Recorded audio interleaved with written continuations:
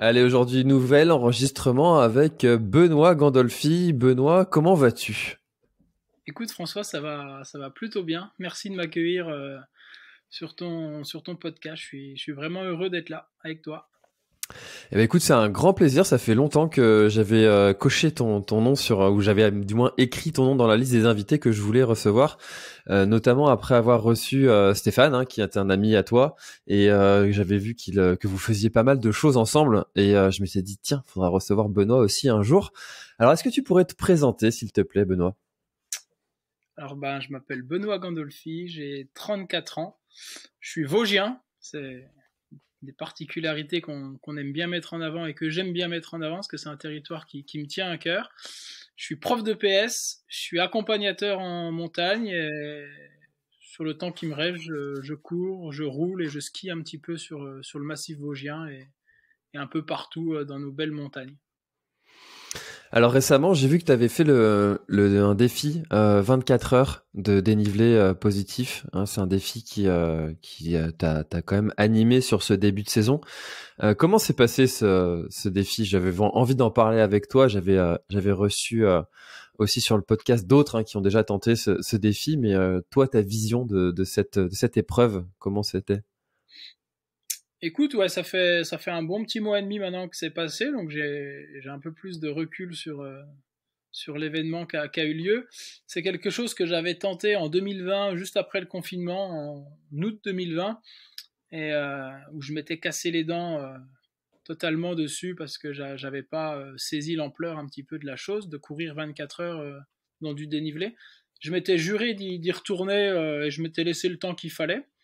Parce que je viens quand même du kilomètre vertical où on a un effort entre 30 et 40 minutes. Donc là, passer à 24 heures, c'était vraiment un petit peu l'extrême opposé de ce que j'avais l'habitude de faire. Donc voilà, j'ai mis 3 ans pour m'y préparer, entre guillemets, hein, même si les 6 derniers mois ont vraiment été consacrés à ça.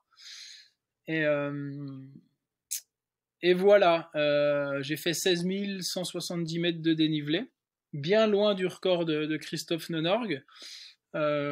J'étais parti sur les bases pour essayer de tenter ce record et cette barre des 18 767 mètres de Christophe. Et voilà, il y a plein de choses qui ont fonctionné, il y en a plein d'autres qui n'ont pas encore fonctionné. Et je me suis rendu compte que sur 24 heures de course, il y a un petit paramètre qui peut partir en vrille et qui rebat les cartes et qui te fait sentir bien humble malgré la prépa qui avait été plus que sérieuse. Donc c'est vraiment une grande aventure que j'ai vécue à moins d'un kilomètre de la maison. Donc c'est vraiment quelque chose que j'ai construit un petit peu à main nue, du choix de la bosse jusqu'à la stratégie à mettre en place sur ce type d'épreuve avec un roulement de pacer, des copains en fait qui venaient chaque heure me relayer. Donc ça a vraiment été une franche réussite sur toute l'organisation et sur tout ce que j'ai vécu et ce que j'en retire. J'ai vraiment l'impression d'avoir vécu quelque chose de remarquable qui va vraiment me servir pour les événements et puis les projets à venir.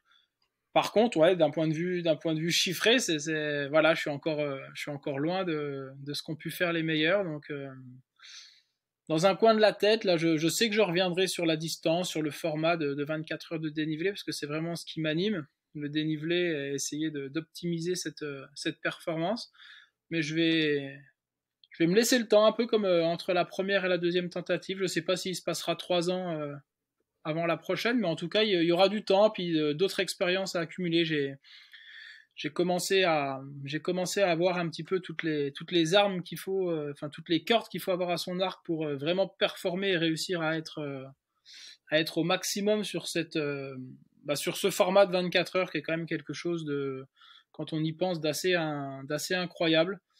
Donc voilà, un mois et demi après, j'en retire vraiment une pleine satisfaction et aussi un goût d'inachevé, mais je pense que c'est ça aussi le moteur de la performance, c'est entrevoir quelque chose de possible, savoir que voilà, je suis capable de faire ça pendant 24 heures. Maintenant, il va falloir aller chercher les petits points qu'on merdé, quoi. Et alors justement, comment est-ce qu'on prépare ça? Parce que au-delà de faire des allers-retours, de se faire des bonnes grosses séances de dénivelé, j'imagine des gros blocs aussi à vélo. Enfin voilà, comment est-ce qu'on prépare une épreuve comme ça de dénivelé? Bah, alors, ouais, justement, j'ai commencé la prépa en novembre pour un événement qui était fin avril, et j'ai vraiment privilégié entièrement et quasiment exclusivement de la course à pied. Alors que j'ai vraiment l'habitude pour préparer d'autres événements, même plus longs que du KV, j'avais beaucoup l'habitude de rouler et puis de faire du ski alpi. Mais, euh, mais là, je savais vraiment que c'est la descente qui allait être le facteur limitant, hein, la casse musculaire en descente. Du coup, j'ai vraiment privilégié 95% de course à pied durant tout l'hiver. Donc ça a été assez, au début un peu frustrant, puis après assez enivrant de se dire que voilà, il y avait des blocs uniquement de course à pied, alors que l'hiver, j'ai vraiment l'habitude de skier, puis aussi de faire du vélo home trainer. Là, j'ai exclusivement centré sur la course à pied. C'est peut-être une erreur d'avoir voulu exclusivement centrer ça sur de la course. J'aurais peut-être dû aussi croiser un peu plus, et ça sera un des éléments d'une prochaine prépa sur ce format-là. Et du renfort musculaire, quand même couplé à aux entraînements de course. Et oui, c'était vraiment très très ciblé, hein. C'était des ratios environ 10 km 1000 mètres de dénivelé dans la prépa. Et je m'étais vraiment fixé du dénivelé par semaine, environ 10 000 mètres de dénivelé par semaine sur, euh, sur 18 semaines. Donc c'est ça a fait environ 200 000 mètres de dénivelé. Donc du très spécifique, avec du gilet lesté aussi, un peu de renfort, pour être prêt le jour J. Et finalement, d'un point de vue physique, il n'y a pas trop eu de couac. Ça a plus été sur tous les à côté. Donc je pense que physiquement, le corps était prêt, parce que même après, il a quand même assez bien récupéré de la charge. Toi, 2 semaines après, je pense que ça allait vraiment bien. Après, c'est toute la composante mentale d'un tel événement. J'ai vraiment tout centré cette prépa là-dessus, et mentalement, alors l'avant et l'après ont été assez difficiles à gérer. Là, l'après événement, il en ressort comme un vide, comme quelque chose de ah ouais, maintenant que c'est passé, ben on rebondit sur quoi. Donc c'est plus l'aspect mental que l'aspect physique qu'a pêché, je pense. Donc voilà. Physiquement, je pense que la prépa a été bonne, même s'il faudra je pense la coupler à des sports croisés la prochaine fois pour quand même aussi un petit peu se préserver. Mais d'un point de vue mental, ouais, il y a mille et une choses encore à aller piocher à droite, à gauche.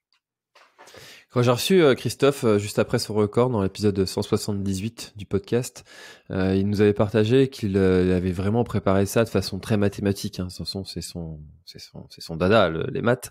Toi, quand tu as préparé ça, du coup, tu as vraiment aussi tout calibré, mesuré le degré de la pente, tout ce que tu devais manger, tout était vraiment préparé au millimètre, ou tu t'es laissé quand même un petit peu la place à ton ressenti du jour J. Et comment est-ce que tu as fait pour justement passer les moments de lassitude? Parce que j'imagine que sur 24 heures, il y a des moments où on doit en avoir quand même marre, pour pas dire autre chose, de faire ces allers-retours dans cette pente. Alors, plusieurs questions là dans ce que tu viens de me dire. La première chose, alors Christophe Nenorg, on s'est vraiment lié d'amitié pendant ma prépa, parce qu'il voyait que, comme lui, je prenais très au sérieux le fait finalement d'axer 6 mois de ma préparation sur cet objectif-là. C'était pas quelque chose d'annexe. Donc on s'est naturellement rapproché, et puis finalement, j'ai jamais voulu le copier ni savoir trop ce qu'il avait fait. Et puis en discutant, même en se rencontrant, il est venu dans les Vosges, je suis venu chez lui.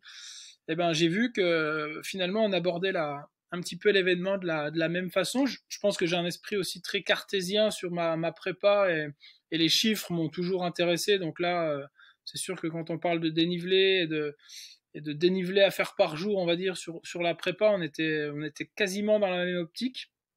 Donc, de par le côté très chiffré de la performance, parce que finalement, sur 24 heures, on retient un chiffre, à la fin, hein, alors que sur les autres courses, on retient souvent une place. Là, c'est vraiment le chiffre final du dénivelé qu'on a réussi à faire. Donc oui, je pense qu'on est des esprits très cartésiens et c'est marrant, durant la prépa, je m'intéressais aussi à la Barclay qui avait lieu un peu en février, mars, là, et je me rends compte que les gars qui sont finishers de la Barclay, c'est souvent des gars dans le milieu qui sont ingénieurs, qui rationalisent beaucoup la performance. Donc, ça m'a ni rassuré, mais je me suis dit, ouais, je fais peut-être partie un peu de ces gars-là je pense que c'est un moyen pour nous de se rassurer aussi, de se dire, ouais, voilà, on a un plan de marche et puis quand on arrive à l'entraînement à le mettre en œuvre, ça nous rassure et on sait qu'on est sur la bonne voie. Ça, c'est sur le plan physique et je pense que ça a vraiment bien marché. Après, sur le plan mental, j'étais prêt enfin, il me semblait être prêt à pouvoir encaisser cette lassitude des 24 heures. Quand tout se passe bien, ouais, les 10 premières heures, on exécute le plan et puis c'est finalement facile parce qu'on était prêt physiquement à le faire. Par contre, une fois que ça part en couille, c'est parti assez vite en couille finalement. Moi, au bout de 10-11 heures, hein, on n'est même pas à la moitié. Là, ouais, là, je me rends compte que j'étais pas encore armé suffisamment pour faire face aux imprévus. Et heureusement que ben là, comment dire, c'est le seul événement où tu peux avoir toute ta famille, tous tes copains qui sont là sur un même lieu, parce que on est à la maison, il y a tout le monde. Et heureusement qu'ils étaient là parce qu'ils me connaissent et ils ont réussi à tour de rôle à trouver les mots. Parce que j'étais pas armé pour faire face à l'imprévu et faire face aux coups de mou qui ont duré bien trop longtemps pour que la perf soit plus haute.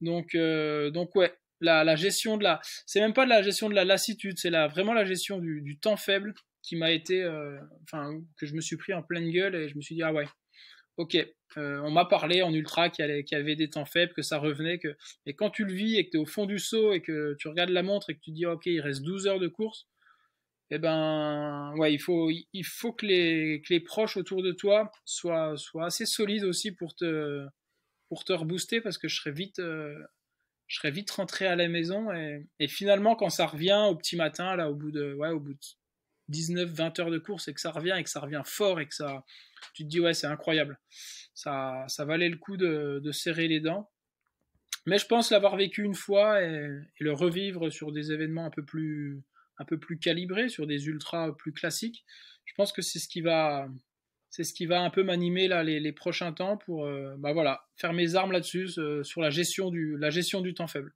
Et je pense que les tout meilleurs en ultra, c'est pas forcément des gars physiquement plus costauds que les autres, mais c'est des gars qui arrivent à gérer ces temps faibles là. Et quand tu sais qu'ils vont arriver, que tu les gères et que ça revient plus vite que prévu, c'est là que ça fait la diff.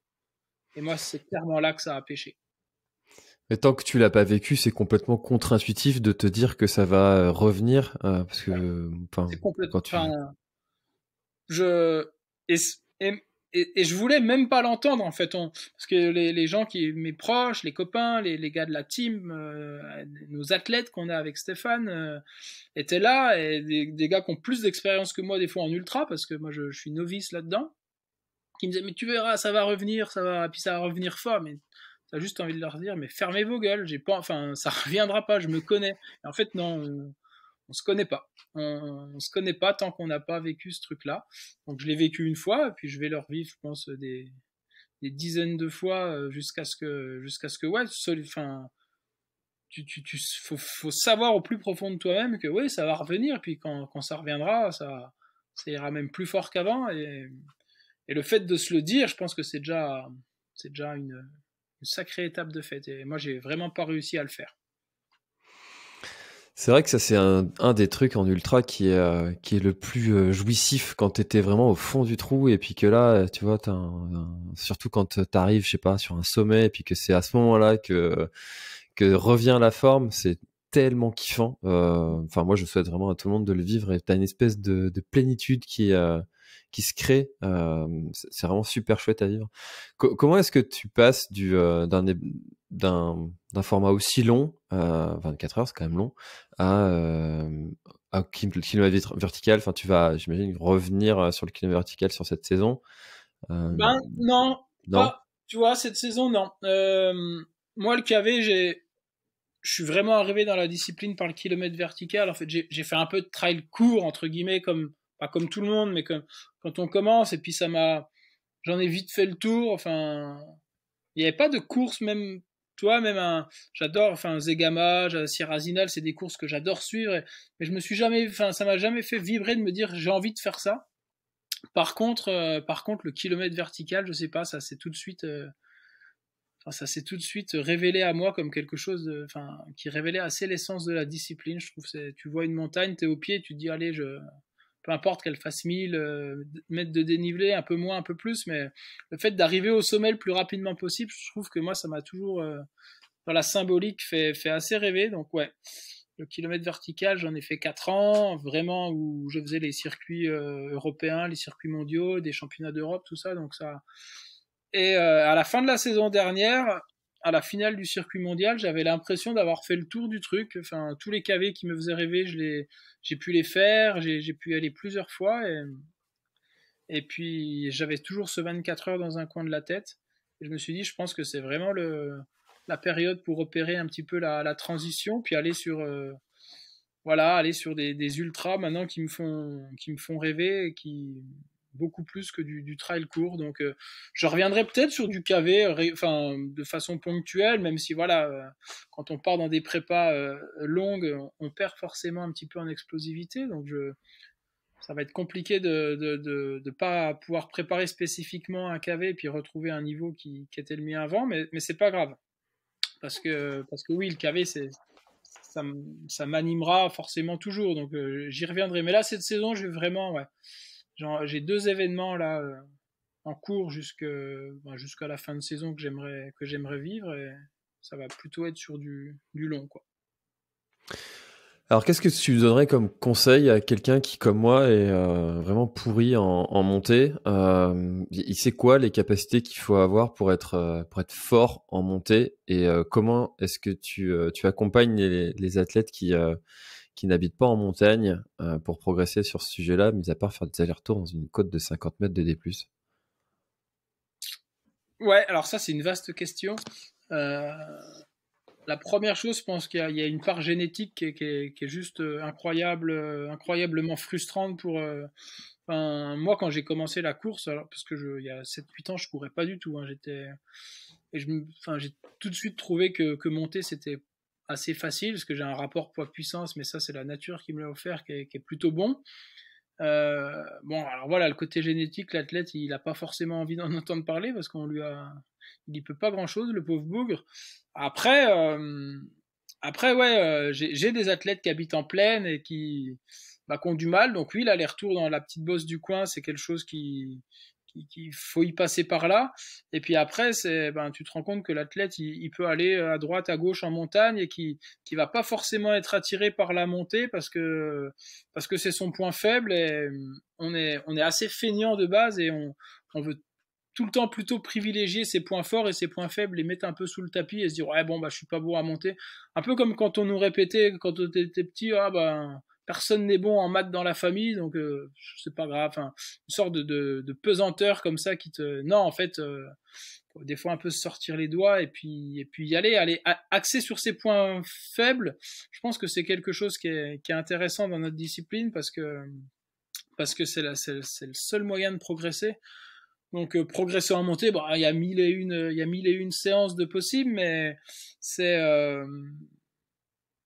c'est comment dire, ça va être au début, parce que le facteur plaisir, il est primordial, donc ça va vraiment être essayer de prendre plaisir à monter, et ensuite savoir que, comme sur de la course enfin, sur du plat, on a des allures en montée, et je pense que bosser au cardio au début en montée, c'est quelque chose d'intéressant, même si après les athlètes, j'essaye au maximum de les écarter de sensations chiffrées, mais au début, je pense que moi j'ai progressé vraiment comme ça, c'était monter au cardio et voir que à 5-6 pulses près, tu peux vite basculer dans des allures qui sont pas la tienne, et exploser. Et en course, c'est 90% 90% de choses qui arrivent, c'est de partir comme une balle en montée et puis de derrière être totalement dans les choux. Donc ouais, l'entraînement en montée, c'est quelque chose qui est important et qu'on ait un KV au pied de la maison ou qu'on ait une bosse de 50 mètres, finalement c'est pas si grave que ça. Moi, ce que je me dis, c'est que après la montée vient la descente, et comme la descente, j'adore ça, et ben, il faut forcément monter pour pouvoir aller se faire son petit plaisir de descente. Et c'est ça qui m'aide à aller faire ces séances-là. Ouais. Tu disais qu'il faut avoir son petit élément de motivation, et ça, c'est le mien. Ouais. Et puis, clairement, que l'athlète prépare du court ou du long, je trouve que c'est pas du tout la même optique. Sur du long, faut vraiment voir la montée comme la partie finalement où tu te reposes. C'est Steph qui m'avait donné ce truc-là parce que moi, au début, on pouvait faire une sortie longue et toutes les montées, j'avais envie de les bousiller et puis parce que c'est ce que j'adorais. Et tu te rends compte que ouais, ça tient 20 bornes, mais que sur une sortie longue, faut être capable. Un UTMB, faut être capable. Il y a environ, on va dire que c'est 10 montées de 1000 mètres de positif, à peu près l'UTMB. Quand tu vois un Pau-Capel, alors je sais plus quelle année, là où il fait une perf stratosphérique, et ben il monte tête au vent la dernière montée, comme il a monté la première bosse. Et c'est vraiment cette gestion d'être capable de lisser l'effort à la montée et de jamais trop en faire, quoi. L'important en trail, c'est d'arriver au-dessus de la bosse et puis d'être dispo, quoi. D'être dispo parce qu'on voit très bien que les différences, elles vont se faire sur la relance, elles vont se faire sur la capacité à bien descendre. Et si tu as monté comme un cochon toute la première partie de course, tu es sûr de t'écrouler après. Donc, c'est vrai que les athlètes qui préparent du long, quand j'ai ce discours-là, ils sont un peu rassurés à se dire, ah ouais, mais finalement, ouais, la montée, réussir à trouver un rythme qui te va bien, et voilà, sans se prendre pour un autre. Mais par contre, axer sur le fait que la relance, la descente, c'est là qu'il faut être solide. Je trouve que c'est un point important. Et l'athlète, il voit un petit peu la discipline, parce que voilà, il y a très peu d'athlètes qui se cantonnent à faire du court. On essaye tous progressivement de passer à un petit peu plus long. Et je trouve que c'est un côté assez rassurant de se dire de ne pas sacraliser la montée comme il faut être le meilleur grimpeur pour non. Enfin, en trail, il y a mille et un exemples qui le prouvent que voilà, bien gérer sa montée pour pouvoir ensuite exploiter toutes les autres parties de la course, c'est souvent une stratégie qui est gagnante. Et l'athlète, ça lui enlève un certain poids et je trouve que là, il y a des vrais axes de progrès ensuite. Ah, c'est pour ça que la phrase un trail se gagne en montée, se perd en descente, en fait, elle est à nuancer et expliquer, parce que Ouais. on a l'impression que ça veut dire que l'un équivaut à l'autre et que tu peux autant perdre de place dans un que dans l'autre, alors que pas vraiment, en fait. Ouais. Ouais. Alors, elle se perd ouais, elle se perd les piètres descendeurs, c'est sûr que ils ont aucune chance parce que toi sur une bosse allez, on va prendre l'exemple d'une bosse de 1000, un KV en début de course comme c'est souvent le cas dans les grandes courses alpines, les grands ultra alpins. Allez, tu vas mettre 5-6 minutes peut-être à un gars qui aura pas forcé, mais derrière en descente c'est tellement facile de se reprendre 10-15 minutes parce que tu descends mal ou parce que voilà, t'as fait monter le cardio totalement dans le rouge et que derrière c'est impossible de te remobiliser. Donc il se gagne en montée, ouais, enfin, c'est vraiment une phrase que je nuance et on, j'aime vraiment bien axer toute la prépa sur le reste, enfin la prépa d'un ultra sur le reste que plutôt sur la capacité de monter. C'est assez paradoxal avec moi qui viens du KV, mais voilà. Je pense que c'est vraiment quelque chose à creuser pour tous les coureurs qui veulent se lancer sur du long. Sur tes aventures, on voit souvent que tu vas participer à effectivement des courses organisées, hein, comme un KV, mais tu fais aussi beaucoup d'aventures, de défis perso. Qu'est-ce que tu préfères?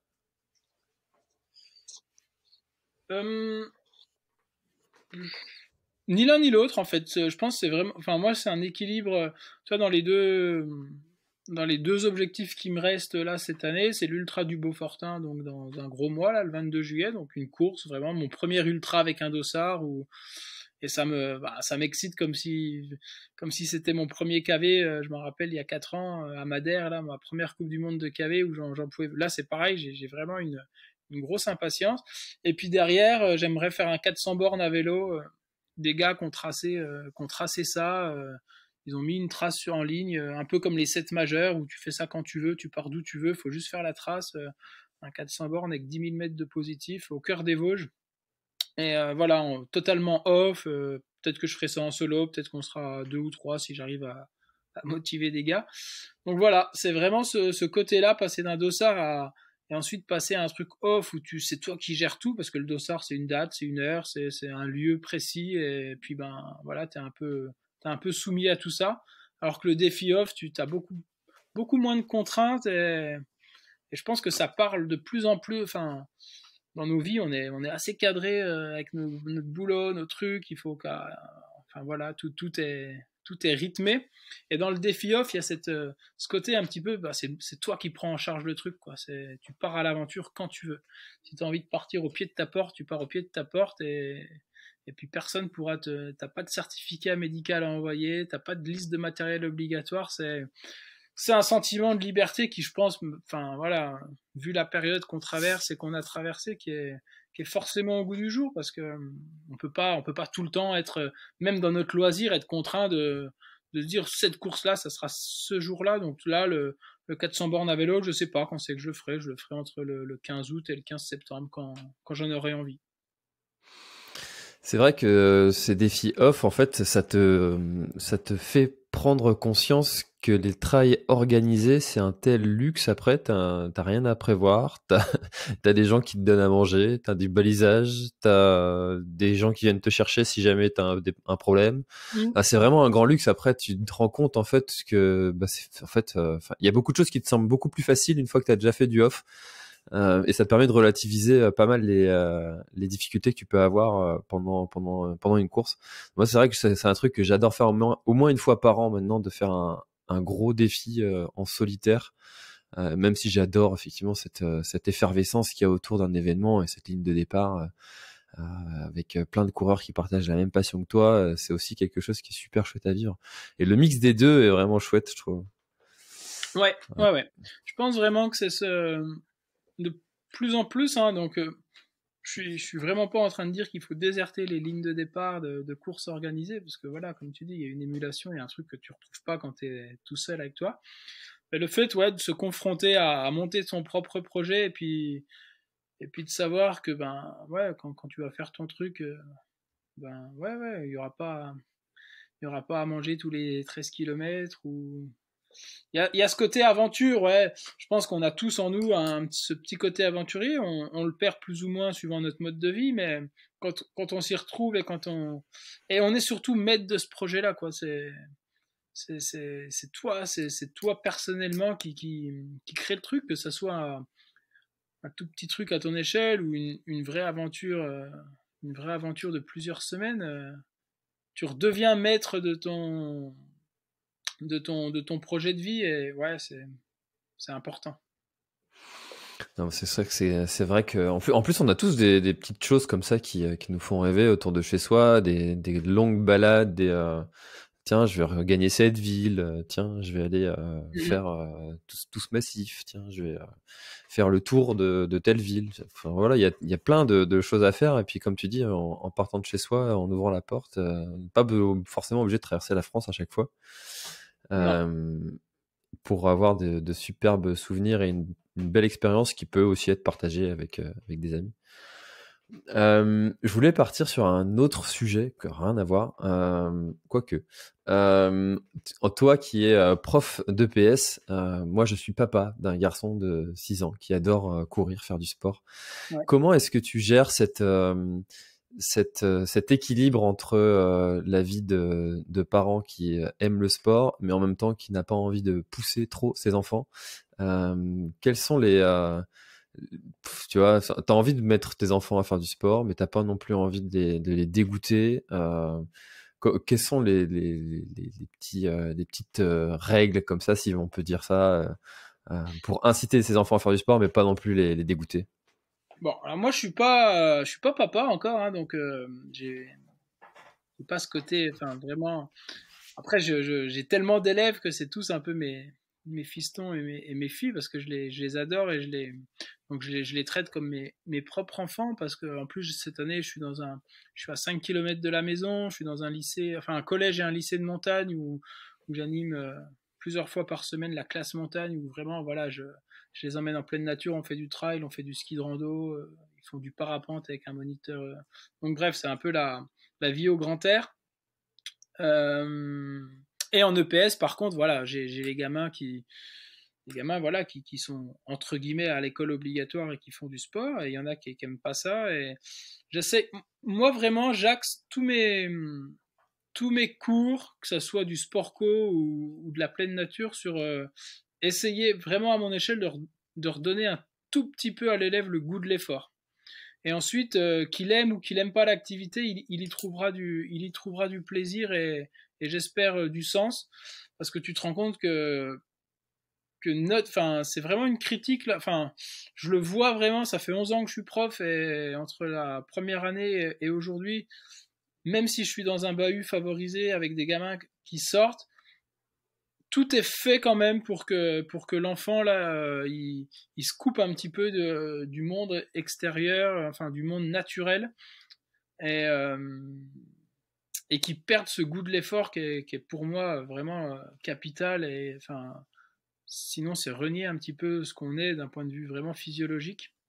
Donc réussir à lui redonner un petit peu le goût de l'effort, mais vraiment sur... il y en a, ça part de tellement loin, ça va juste être, ouais, qu'il ait ses affaires et qu'il pratique et ensuite, il y a des gosses qui vont s'épanouir dans une activité parce que voilà, on va aller faire du parapente, c'est dingue, et ça sera peut-être comment dire, plus excitant qu'aller faire du badminton en gymnase. Mais vraiment, le ciment de tout ça, ça va être le goût de l'effort, ça va être trouver du plaisir à pratiquer et à mettre son corps en mouvement, en fait. Le gamin maintenant il est mis dans une société où ben, son corps finalement il l'utilise plus, il sait plus l'utiliser, il sait plus qui il est et je trouve qu'en grandissant bah, ça devient ouais ça, c'est vraiment des questions hyper importantes et le fait de remettre son corps en mouvement que ça soit dans des activités corporelles moi j'aime bien enseigner tu vois on peut enseigner la danse le step enfin c'est des activités qui paraissent un petit peu comme ça et qui finalement quand le gamin il prend conscience ben ouais qu'il a un corps qui à lui, tu vois, c'est vraiment son truc qui le caractérise et qui commence à reprendre du plaisir à bouger, eh ben je sais que j'ai gagné. Et, euh, et je pense que oui, la grosse erreur, c'est de vouloir entre guillemets refléter nos regrets ou nos remords sur nos enfants, à dire ah, j'aurais tellement aimé commencer la course à pied à 8 ans, peut-être à cette heure-ci je serais un élite, je serais trop fort et c'est un petit peu transféré et ça je le vois, enfin je l'ai beaucoup vu quand on fait les compétitions UNSS de coach comme ça, enfin les vieilles figures du coach comme ça je trouve, qui insuffle aux gamins une sorte d'esprit un peu compétiteur, mais pas dans le bon sens du terme. Et tu vois que, je pense que moi, la dernière de mes missions, c'est de vouloir faire d'un gamin un champion ou non, non. Le gamin, il se révélera tout seul. S'il a envie d'exprimer, enfin, et de montrer ce qu'il est capable avec son corps en faisant de la musique ou en faisant de la peinture, et ben, qu'il le fasse comme ça, quoi. On n'est pas tous obligés de se révéler dans l'activité physique, quoi. Enfin, physique ou sportive. Donc, par contre, redonner la conscience du corps et le goût de l'effort, c'est quelque chose, moi, qui m'anime tous les jours et que j'essaye que ça soit avec les gamins ou alors en tant qu'accompagnateur en montagne, en faisant des sorties trail ou juste même des sorties pour aller observer la faune, la flore, parce que c'est aussi ça qui m'a fait venir à la discipline, c'est que j'adore être en montagne, mais pas que pour bouger, c'est aussi pour regarder ce qui se passe autour. Et le gamin, tu te rends compte qu'il est hyper intéressé et que bah, dès que tu arrives à le brancher un petit peu, à lui donner un sens un centre d'intérêt, un sens à ce que tu lui proposes, bah, il va s'engouffrer dedans. Le gamin, il est tellement curieux naturellement que. Mais c'est ça, c'est ouais, éveiller sa curiosité, lui donner le goût de l'effort, et puis une fois que que t'as soufflé un peu sur la braise, le feu il prend tout seul, et puis après c'est plus à toi à agir.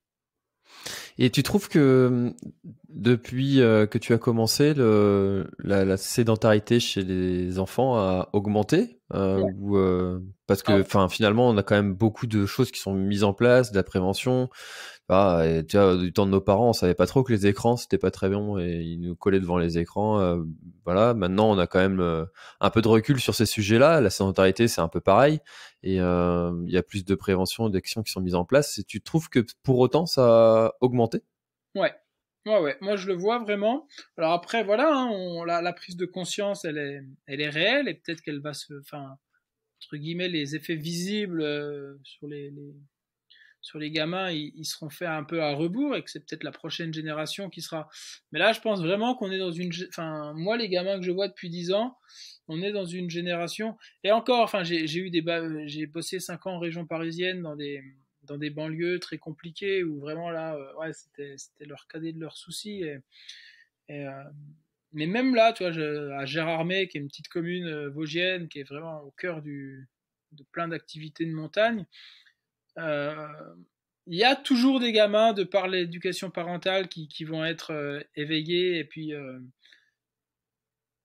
où la sédentarité les touchera pas, mais il y a de plus en plus un noyau de personnes qui, ouais, je trouve, qui ont vraiment du mal à se reconnecter, puis à avoir vraiment cette conscience de ce qu'ils peuvent faire avec leur corps, quoi, à part être derrière les écrans. Et ouais, je pense que toute la prise de conscience qui a lieu, elle se fera. Moi, je suis assez optimiste, hein. Enfin, je veux pas dire que ça va, voilà, être une sorte de dégringolade comme ça permanente et que je pense qu'il va y avoir un rebond comme tout. Enfin, je pense qu'on est on est dans des années vraiment au cœur de plein de changements qui seront visibles plus tard, où il y aura des personnes qui vont continuer, je pense, cette lente un peu sédentarité, puis d'autres, enfin, il va y avoir un truc qui va renaître et qui va une impulsion. Mais je pense que ça se fait à long terme. Mais par contre, ouais, je suis assez optimiste sur le fait qu'il y ait plein de belles choses à venir et que les générations futures sont peut-être beaucoup plus à même de se reprendre en charge et de revivre un petit peu de façon harmonieuse.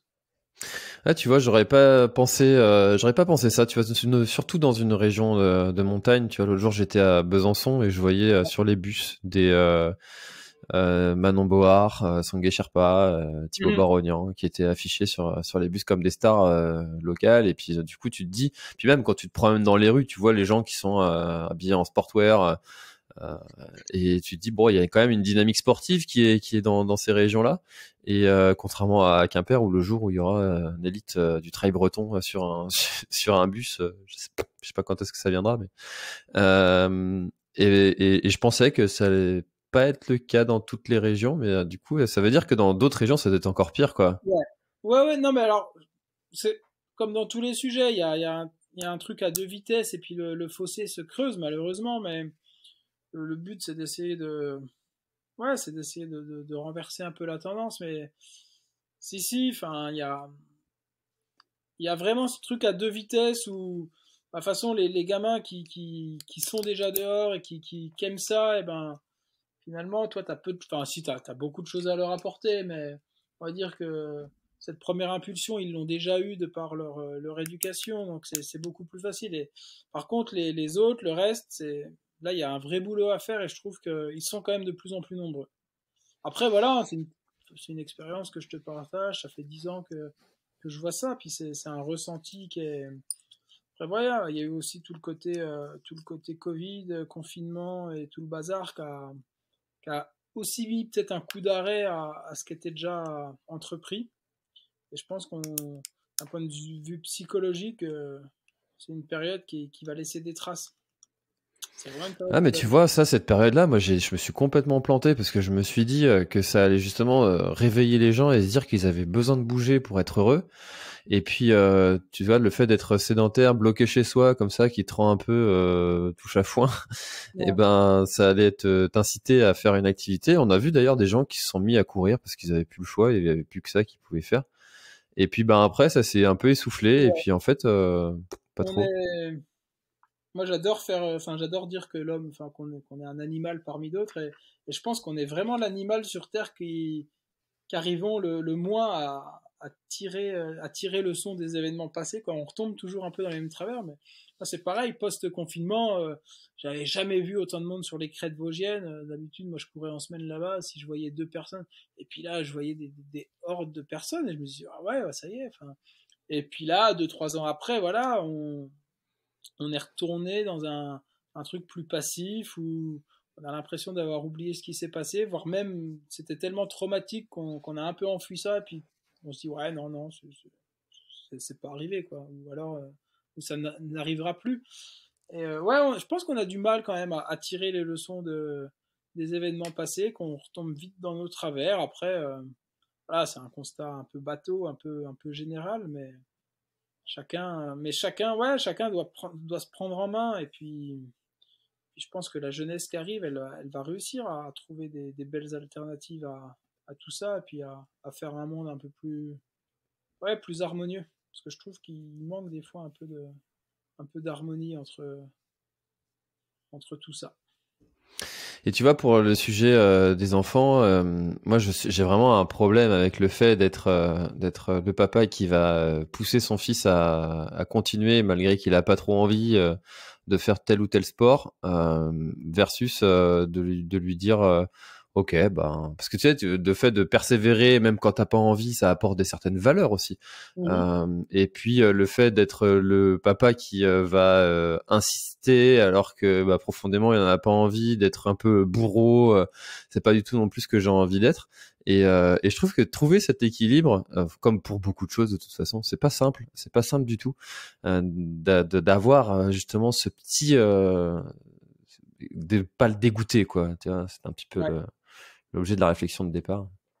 Ouais, ouais, non, non, c'est super difficile. Alors, comme je te dis, hein, la paternité, c'est pas, voilà, c'est pas quelque chose qui me concerne. Donc, par contre, moi, en tant que prof, alors, c'est plus facile parce que tu les vois, aller entre 2 et 6 heures par semaine. Donc, c'est encore facile mais c'est vrai que dans la vie de tous les jours, à essayer que son gamin s'épanouisse, parce que finalement, comme je le disais tout à l'heure, hein, qu'on s'épanouisse dans le sport, dans la peinture, ou dans la poterie, ou dans la permaculture, on s'en fiche, peu importe. Le but, c'est que son gamin il s'épanouisse. Et je pense que on veut trop maintenant tout de suite, voilà, dès que le gamin rentre au collège, savoir, enfin, il faut que tu.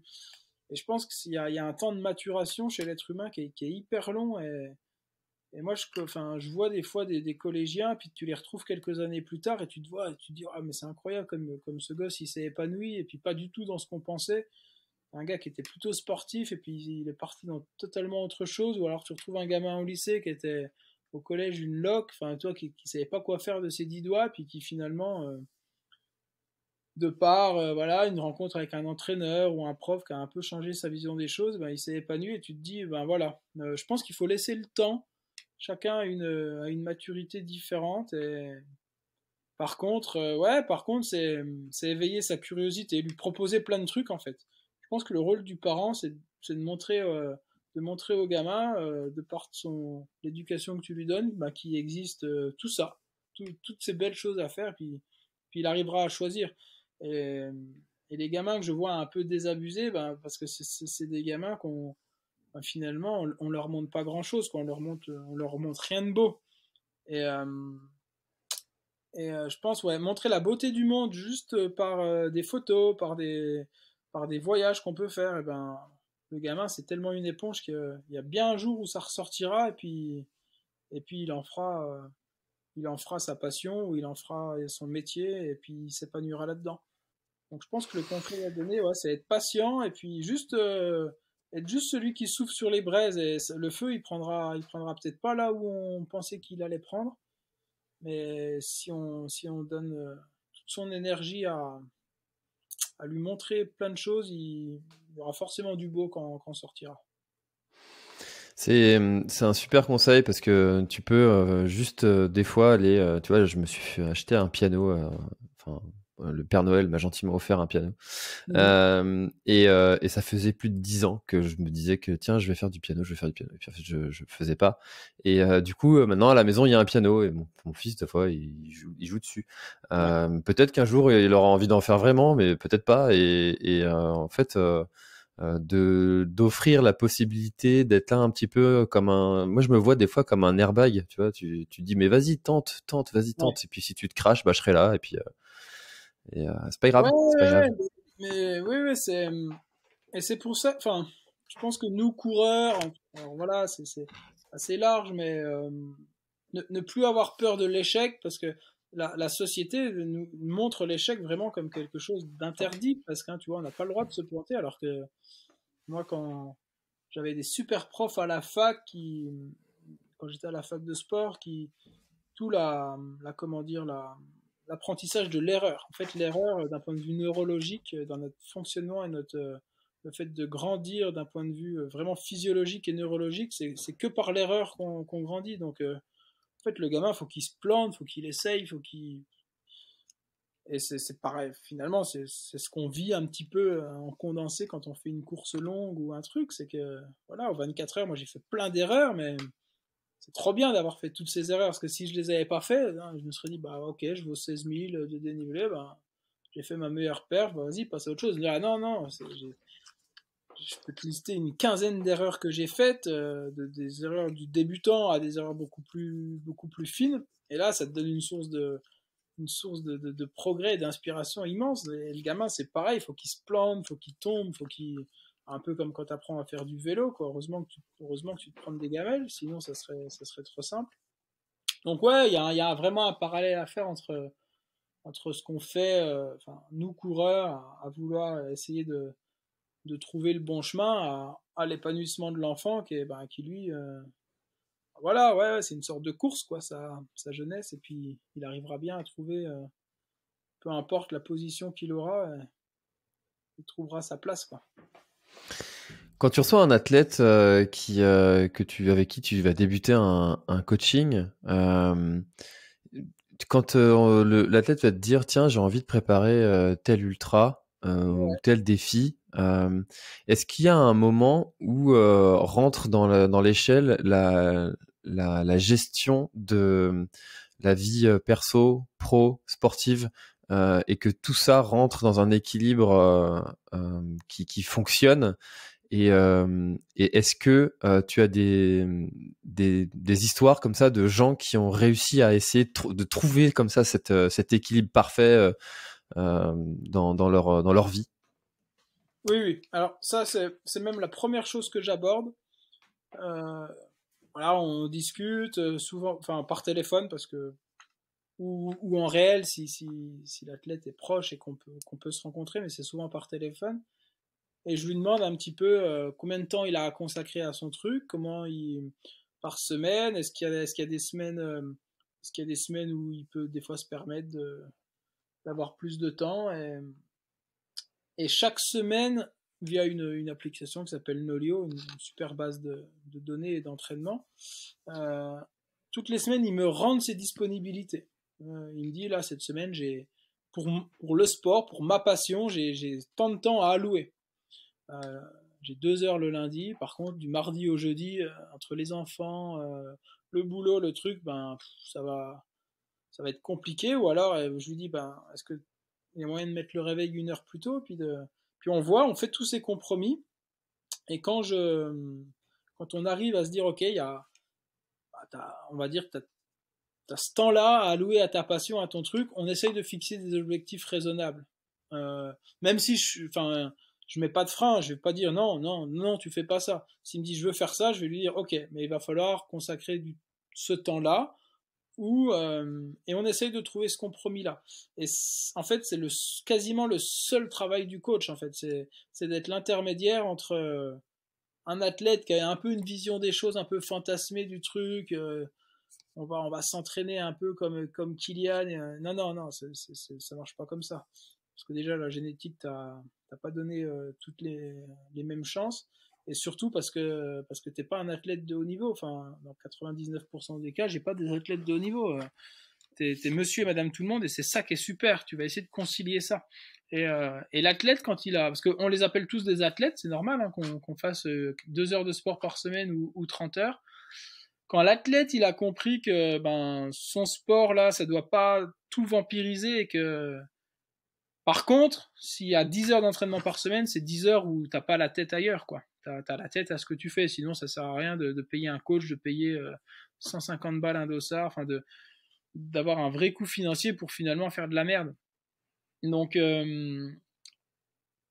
moi l'entraîneur je le vois vraiment comme quelqu'un qui essaye de poser sur la table et de faire prendre conscience à l'athlète que ben voilà, avec ce temps-là, ce truc-là, on peut faire plein de belles choses, et puis ben, on va se lancer que ça soit du off ou du dossard, on va se lancer dans une prépa qui va être belle et qui va l'épanouir. J'ai perdu ta deuxième question.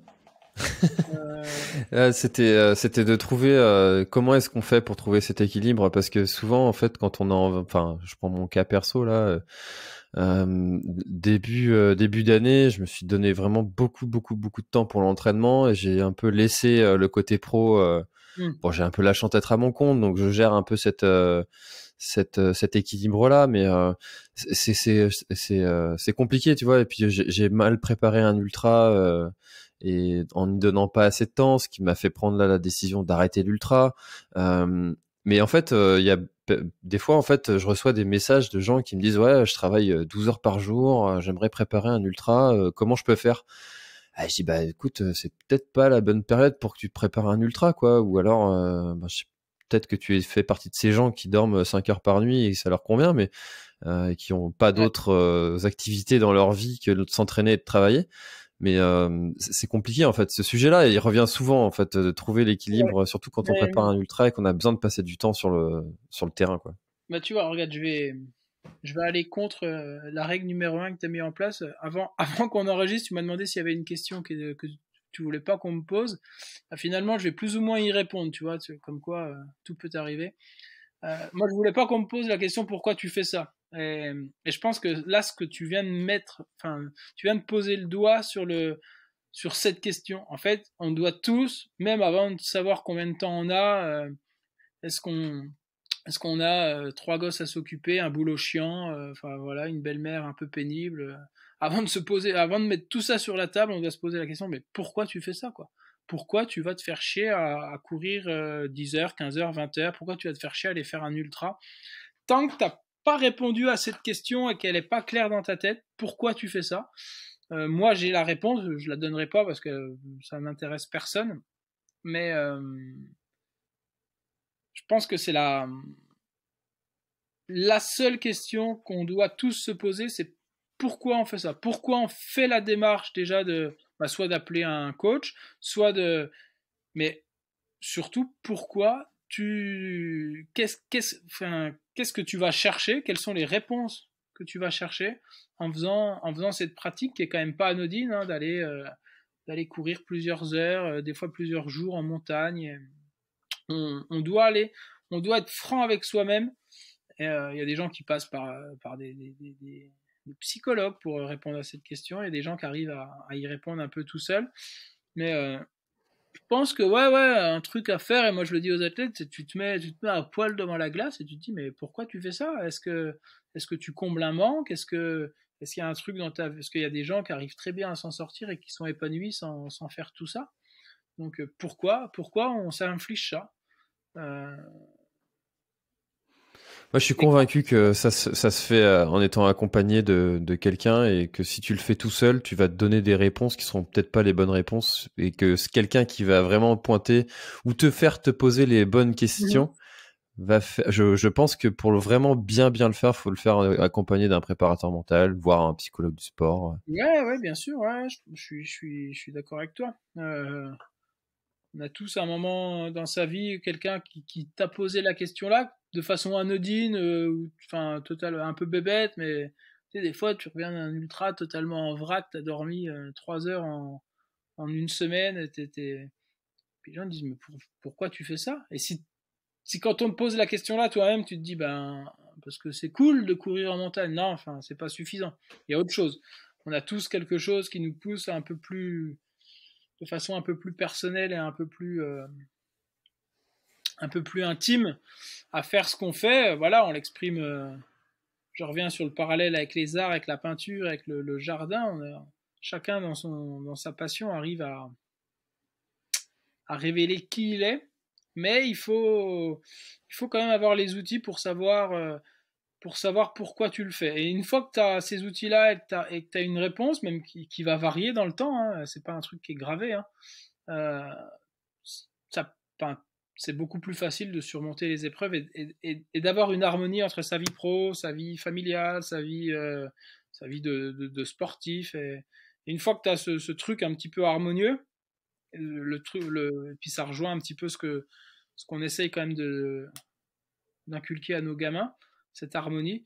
Une fois qu'il y a ça, bah, tout est facile. Et alors, voilà, tout n'est pas rose, hein, mais on a tous nos tracas quotidiens. Mais quand tu arrives à trouver de l'harmonie entre ce que tu fais, de ta passion, entre ton boulot, entre la vie familiale qui garde quand même un côté et un temps raisonnable parce que voilà, on a tous des situations différentes, mais il faut trouver cette harmonie, sinon ça ne dure qu'un temps. Et puis le nombre de sportifs entre guillemets, qu'évoque le burn-out parce qu'ils sont partis dans une impasse, ils sont partis dans un truc pour combler un manque, et puis c'est un peu un feu de paille, quoi. Ça fait beaucoup de lumière, puis ça s'éteint finalement assez vite. Tu vois, la première fois que j'ai pris conscience de ce vrai pourquoi, c'est mon médecin qui m'avait demandé mais pourquoi vous faites ça Ouais. C'est quand ton médecin commence à te poser des questions, tu te dis bon. Et puis moi j'avais dit bah j'ai mon papa qui était fumeur, en surpoids, qui est décédé d'un cancer du poumon. Moi je fais ça pour rester en bonne santé le plus longtemps possible et puis voir mes enfants le plus vieux possible, tout en pouvant faire des activités avec eux jusqu'à le plus tard possible. Et tout. Puis il m'avait répondu ouais mais quelqu'un qui veut être en bonne santé, faire du sport, il va courir 3 fois par semaine pendant 1 heure. Vous là c'est pas ça, c'est plus que ça, c'est beaucoup plus que ça, il y a autre chose. Et là tu te dis ah ouais, il y a autre chose, mais c'est quoi, c'est autre chose? Ouais. Et là tu te dis bon bah voilà, va peut-être falloir commencer à se poser les bonnes questions quoi. Ouais. Non, mais c'est exactement ça, ouais, c'est exactement ça. On essaye enfin, on est aussi l'animal sur Terre qui arrive à se mentir le plus à soi-même, hein, à trouver une réponse qui nous va, puis qui fait bien quand on nous la pose à table, la réponse qui convient à tout le monde, et puis finalement, non, c'est pas celle qui est. Quand tu grattes un peu le vernis, tu vois qu'il y a autre chose, mais oui, ça c'est, enfin, je pense que c'est le travail principal que l'athlète, enfin, que l'homme, enfin, l'homme ou la femme en général doit se poser, dans peu importe ce qu'il fasse. Euh, et puis quand tu as la réponse, et ouais, quand tu arrives à allier tout ça, et que ça dure et que ça s'inscrit dans la durée, ben ouais, je pense il y a de belles choses à faire. Puis du coup, même en tant que père, en tant que prof, tu es encore plus à même d'éveiller la génération qui arrive à d'autres choses, parce que faut pas se leurrer, hein, des profs un peu aigris, un peu, enfin, il y en a beaucoup, hein, qui ont du mal encore à transmettre de belles choses. Mais par contre, quand tu arrives à le faire en tant que père, en tant que prof, parce que ouais, tu as trouvé l'harmonie et que tu arrives à la, à la transposer aux autres, c'est chouette. Ouais, puis on a tous ce prof qui nous a marqué, qui nous a fait changer, dont on se souvient. Ouais, Ouais. exact. Moi, je me souviens d'un prof qui, pour m'expliquer la mécanique, il avait shooté dans une chaise pour. Tu vois, des profs comme ça qui Ouais. étaient tous un peu passionnés, un peu barrés et qui te faisaient transmettre les choses, qui les vivaient, quoi. Et là, tu te dis, ah ouais, lui. Moi, j'ai quelqu'un qui m'a raconté que un prof d'histoire qui montait sur la table pour raconter l'histoire de Napoléon, tu vois. Enfin, le mec, Ouais, c'est ça, c'est- c'est y mettre sa patte perso et puis montrer, sortir un peu quand ça sort des conventions, que ça casse un peu les codes. Ouais, t'arrives à créer un petit déclic, et c'est souvent là que ça se passe. C'est dans la Mm. faille. Benoît, on arrive gentiment à notre heure d'enregistrement, comme je t'avais dit. Est-ce qu'il y a un sujet, un thème, une question, quelque chose dont on n'a pas parlé et que tu aurais aimé ajouter à notre échange? Écoute, non, je vois pas de sujet. Il n'y a pas de sujet qui me viennent comme ça à l'esprit. Euh, je pense qu'on a, une fois passé un petit peu l'explication de mon défi comme ça, qui va intéresser une ou deux personnes, allez, peut-être un peu plus, mais non, non, je pense que toute la suite de toute la suite de notre conversation là, c'est ça qui est c'est ça qui est au cœur du truc quoi. C'est comment réussir à transmettre, comment réussir à se connaître, comment et une fois qu'on a bien creusé le sujet, on a essayé d'apporter un peu nos points de vue différents. Je pense on a déjà bien fait avancer le schmilblick. En tout cas, bougez-vous, défiez-vous. Ça, c'était ma phrase avant quand je créais du contenu. Je disais tout le temps à la fin des choses. Défiez-vous, c'était un peu mon mantra. J'aime bien quand les gens se lancent des défis, même s'ils les foirent. C'est toujours Ouais, chouette. Tu vois, sur la osé. course que j'organise, là, le Grand Raid du Finistère, il y a plein de gens qui me disent ouais, je sais pas si je serais capable. Je dis bah viens. Et puis si au pire tu te Mhm. foires, bah, l'année prochaine tu reviendras en étant mieux préparé et tu sauras pourquoi t'étais pas prêt. Ouais, moi j'aime Euh, bien dire aux gamins, voilà. osez quoi. Allez-y, osez, faites votre propre expérience. Parce que maintenant, tu sais, t'as l'impression qu'à chaque fois qu'ils veulent faire un truc, ils regardent un tuto YouTube, quoi, sur. Bah non, fais-le toi-même ton tuto YouTube et puis tu fais ta propre expérience, quoi. Ne vis pas par expérience interposée, parce que t'es pas l'autre, l'autre n'est pas toi. Voilà. C'est pourquoi tu fais ça, et puis une fois que tu as la réponse ou une bribe de réponse, et ben, même si tu t'es cassé la gueule, tu verras la prochaine fois, ça sera 1000 fois mieux. Eh ben, c'est une belle phrase de clôture. Merci beaucoup, Benoît, pour le temps que tu auras accordé au podcast L'Instant Outdoor. Et j'espère, chers auditeurs, que cet épisode vous aura plu, aidé, intéressé. Si c'est le cas, n'hésitez pas à le partager. Merci beaucoup, Benoît, encore une fois, pour ton temps. À bientôt. Merci François, merci beaucoup. À bientôt.